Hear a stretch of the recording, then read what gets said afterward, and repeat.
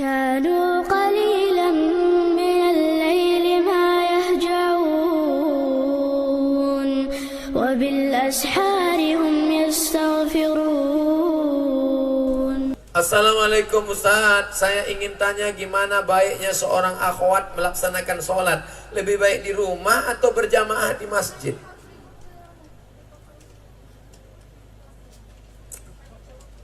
Perempuan yang sholat di dalam pekarangan lebih baik dalam rumah, lebih baik dalam kamar, lebih baik dalam tempat yang sempit.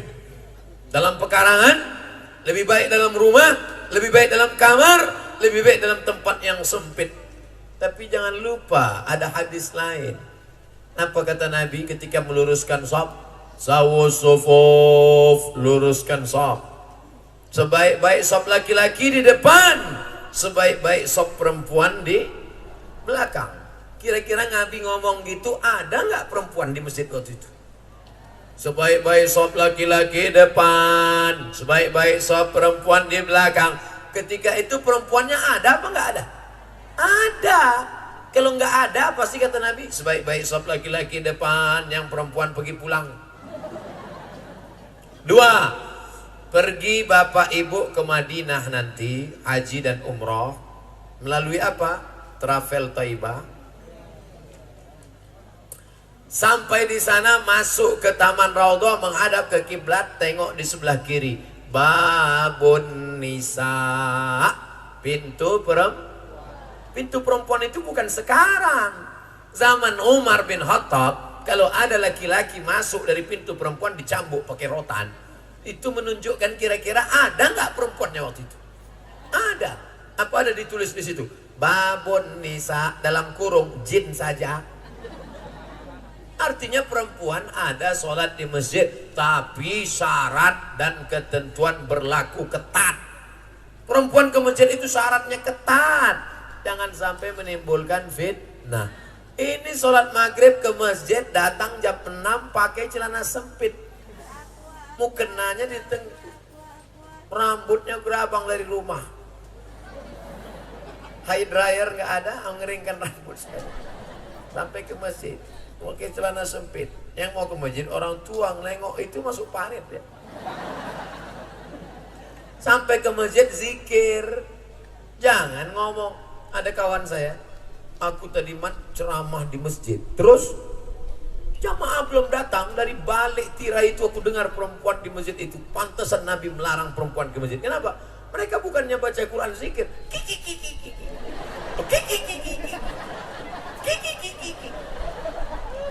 Hampir kurukyah lagi gitu.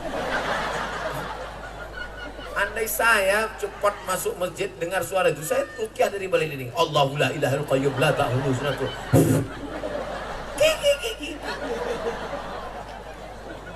Sebelum masuk masjidnya pakaiannya mesti menutup.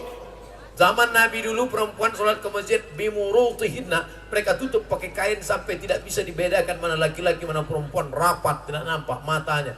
Lalu kemudian sampai dalam masjid jangan ketawa cekikikan, zikir baca Quran. Kadang di sebagian masjid malah yang berkuasa perempuan.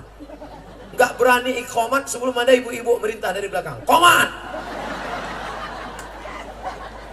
Kan luar biasa itu. Ini muazin takut qomat. Soalnya kalau dia ngelawan nanti nggak dapat kiriman kola.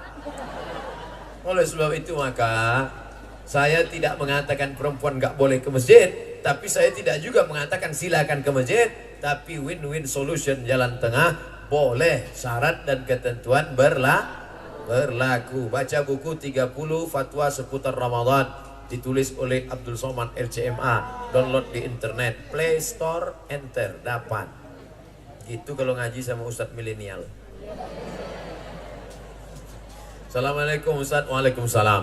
Bagaimana sebenarnya peran seorang akhwat? Akhwat itu ujungnya T. Akhwat.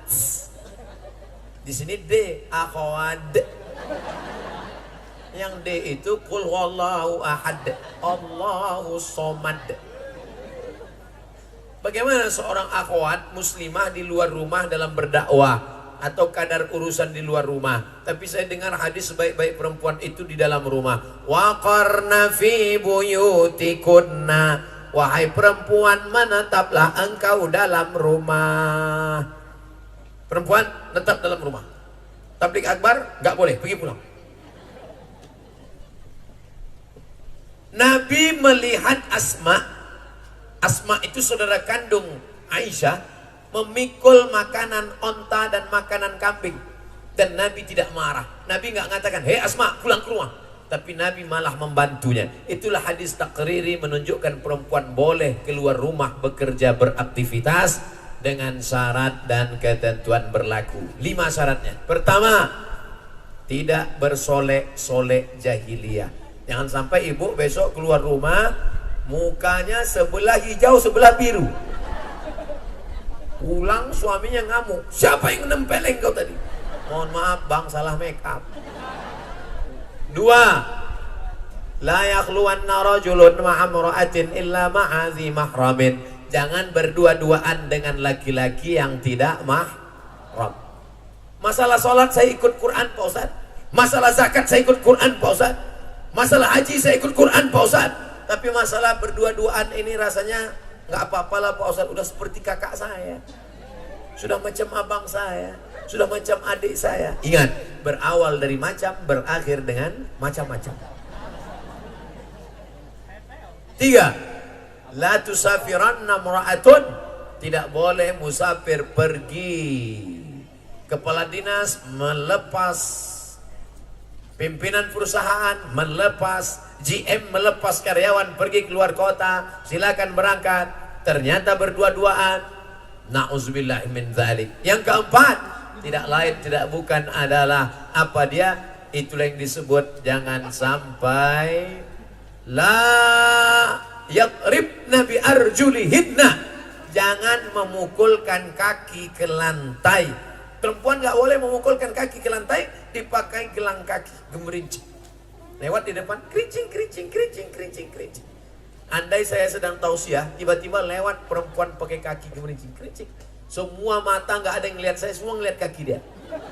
Apa maknanya? Mencuri perhatian dengan sesuatu. Dipakai, sekarang mungkin gemerincing nggak lagi. Dipakai sepatu, tumitnya 10 cm. Kecil sebesar ini. Dia yang lewat, kita yang ketakutan. Lihat dia melangkah. Ini salah satu. Dipakai punuk onta sampai tinggi ke atas. Kalau sekedar dikit aja nggak apa-apa. Kebetulan rambutnya panjang. Lalu dia ikat dengan karet. Karet habis beli gula kan ada karetnya. Lalu dia ikat. Dia nggak apa-apa. Karena kalau pakai jilbab rambut nggak diikat, nanti pas buka ke depan disangka suami sundel bolong. Diikat dikit nggak apa-apa. Tapi kalau sampai dia angkat tinggi ke atas sehingga menjadi pusat perhatian seperti punuk onta, nah itu tidak boleh. Yang kelima, la takhda'na bil qaul. Kerja aktivitas wanita karir di luar rumah bersuara mendayu-dayu, mendesah-desah, tidak boleh. Sekantor, gimana hasil laporan tadi? Sebentar ya Pak. Apa ini? Makanya kalian kalau ada orang nelpon itu, kalau ditanya Assalamualaikum, Waalaikumsalam, di mana nih? Samarinda, Kalimantan Timur. Samarinda. Assalamualaikum, Waalaikumsalam, di mana nih? Samarinda. Itulah terjadi semua kekacauan. Berapa banyak perselingkuhan terjadi gara-gara apa? Gara-gara salah sambung.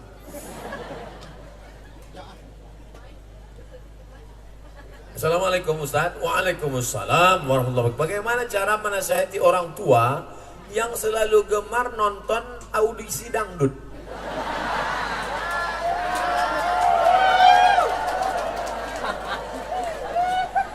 Yang saya ceramahi anak muda, saya pikir orang tua sudah selesai. Ternyata anak mudanya ngaji, orang tuanya nonton audisi dangdut. Malah berdoa supaya itu yang lulus. Ya Allah, tolong banyakkan SMS untuk yang ini. Kalian anak muda yang udah ngaji, bukan berarti mentang-mentang orang tua kalian belum hijrah, lalu kalian pulang menceramahi orang tua. Ini gak benar. Niatnya baik tapi caranya gak betul. Jangan pulang dari sini kalian panggil, Mama sini, Assalamualaikum warahmatullahi wabarakatuh. bukan begitu. Tapi kalian kasih tahu, kira-kira yang mamamu ini yang suka nonton audisi dangdut ini, kira-kira omongan siapa yang dia dengar? Kira-kira omongan siapa yang dia dengar? Cari orang lain yang omongannya didengar supaya menasehati dia. Oh, dia dulu pernah pergi umroh sama Ustadz Yuliansa. Ustadz Yuli ngomong dengan dia, dengar, dengar. Bentar. Ibumu kerja di mana? Ibu saya kerja di kantor Pak Wali. Biar Pak Wali ngomong sama dia. Sini, kabarnya dia suka audisi dangdut ya? Kok bapak tahu? Intel saya kan banyak. Padahal anaknya udah lapor. Mudah-mudahan, tapi jangan lupa doa. Doa silahul mu'min. Doa senjatanya orang beriman. Mudah-mudahan dengan kau doakan, maka orang tuamu juga mendapat hidayah insya Allah. Amin. Kalau Ustadz nasihatnya bagaimana? Hai ibu-ibu yang masih suka audisi dangdut. Kami nggak suka Pak Ustadz kau nunjuk kami. Saya nunjuk kamera. Hai ibu-ibu dimanapun berada, baik di Samarinda maupun di ujung dunia, kalian yang masih suka nonton audisi dangdut, ingatlah bu, kau akan mati menghadap Allah dan kau tidak akan dikirim oleh lagu Kiong Racun Kucing Garong Kabin Kaci Kabigam Kuc Kuc Sutahe. Telingamu akan ditanya, seandainya malaikat maut mencabut nyawamu, ketika itu telingamu sedang mendengarkan suara Ustadz Sahrani, maka saat itu bangga. Apa kata Allah kepada malaikat? Malaikat, putarkan rekaman terakhir saat dia mati. Apa bunyi suara di telinganya? Siap, kata malaikat. Diputar suara telinganya. Bismillahirrahmanirrahim. Ar-Rahman. Masukkan dia ke surga. Masuk. Yang satu lagi mati. Putarkan apa suara terakhir di telinganya? Siap, kata malaikat. Ambil rekaman telinganya, putar. Assalamualaikum. Suara Abdul Somad. Masukkan dia ke surga bersama Abdul Somad dan Nabi Muhammad SAW. Yang ketiga, putarkan suara terakhir telinganya waktu mantan cabut nyawanya. Putar. Tombo ati ono 5 pekarane. Masukkan sama Opik. Ini putarkan telinga. Pas diputar, masukkan sama. Ini putarkan telinga.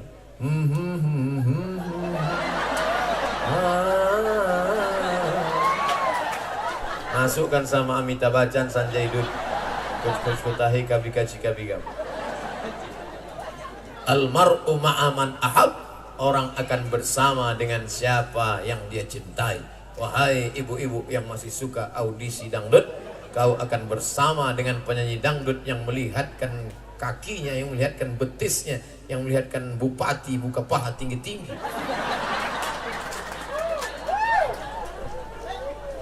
Jangan-jangan Ustadz ini nonton juga? Enggak. Tak sempat saya nonton. Kalau sempat mau juga saya tengok. Assalamualaikum Pak Ustadz. Waalaikumsalam. Saya mau nanya nih Ustadz tentang masalah sholat Jumat. Jika seandainya kita sholat nih, tiba-tiba kita buang angin, di saat tengah sholat itu membatalkan sholat Jumatnya kah? Ya batal lah. Ini nyari-nyari gara-gara. Tidak ada ikhtilaf antar ulama. Kalau masalah tertawa terbahak-bahak, ada mazhab yang membatalkan, Hanafi. Kalau wudu tertawa, batal. Makan daging onta batal, mazhab Hambali. Tapi mazhab Syafi'i ketawa tidak batal. Makan daging onta tak batal. Tapi kentut sepakat semua mazhab batal. Baik yang berbunyi maupun tak berbunyi. Kalau kita sedang sholat, tiba-tiba terasa seperti keluar. Pas sedang sholat terasa seperti keluar. Apakah sholat kita batal? Jangan kau batalkan sholatmu hatta tasma'a sautan au tajidarihan. Sampai ada 2 tanda. Kau dengar suara atau kau cium bau. Karena ada tak bersuara, baunya luar biasa. Selama tak ada suara, selama tak ada bau, maka sholat tak batal. Kalau batal berarti sholat harus diganti jadi sholat zuhur ya Pak Ustadz? Enggak juga. Misalnya batalnya pas imam takbir. Allahu Akbar.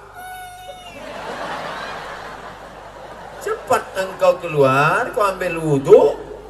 Wudhu kau masuk lagi masih bisa kejar. Kebetulan imam ayatnya panjang.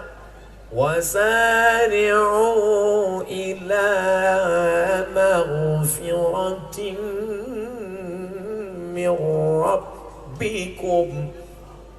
Waduh. Paham betul imam ini ada yang batal tadi.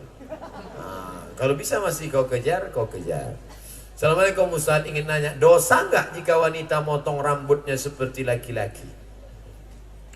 Perempuan itu tahu tak saya rambutnya macam laki-laki atau macam perempuan? Mana kita tahu? Yang melihat rambut perempuan itu kan suaminya di rumah. Yang melihat rambut perempuan itu suaminya. Maka wahai perempuan, engkau gundul rambutmu, kami tak tahu. Mana kami tahu siapa yang gundul? Kami tak tahu. Yang berdosa itu kalau dipotongnya pendek, panjang di depan. Siapa itu? Demi Moore. Kalau pendek di belakang, panjang di depan, Demi Moore. Kalau panjang ke belakang, Wadi Moore. Kalau dipotongnya rambutnya, lalu diperlihatkannya kepada yang tidak mahram, itu baru dosa. Perempuan, kalau kau panjangkan rambutmu bagus. Tapi kalau panjang sampai bedaki, karena malas nyucinya, bau, itu pun menjadi tidak baik. Karena dalam Islam diajarkan at-tahuru syatrul iman, kebersihan, kesucian setengah dari iman.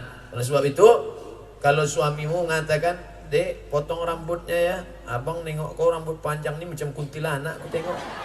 Dipotongnya pendek, nggak apa-apa, karena yang melihat suaminya. Tapi kau potong untuk suami orang. Banyak perempuan sekarang bersolek bukan untuk suaminya, tapi untuk suami tetangganya. Kalau kita bertamu ke rumahnya, kebetulan dia belum pakai make up, payah kita membedakan antara orang dengan hantu. Tapi kalau dia bersolek untuk pergi memperlihatkan wajahnya ke suami orang lain, bukan main lagi cantik.